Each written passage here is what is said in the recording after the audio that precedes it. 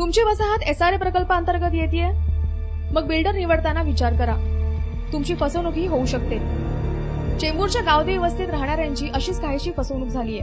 आलिशान इमारत बांधण्याचं स्वप्न दाखवून 2006 मध्ये एका खासगी विकासकानं रहिवाशांकडून जमिनी घेऊन त्या जमीन दोस्त केल्या।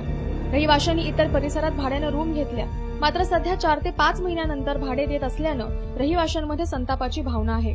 काल आम्ही विकासकाच्या ऑफिसमध्ये मोर्चा घेऊन गेलो।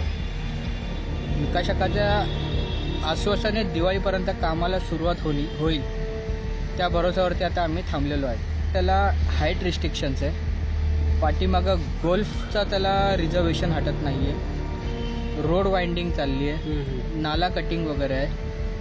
ह्या गोष्टी आम्ही त्याला बोलतो, तू हे झोपडपट्टी तोडण्या अगोदर का नाही बघितला। विकासकांमध्ये असलेल्या वादाचा फटका या रहिवाशांना बसतोय। त्यामुळे 10 वर्षांपासून आलिशान घराचं स्वप्न पाहणाऱ्या रहिवाशांना अजून किती वर्ष वाट पाहावी लागेल हाच खरा प्रश्न। मुंबई लाईव्ह।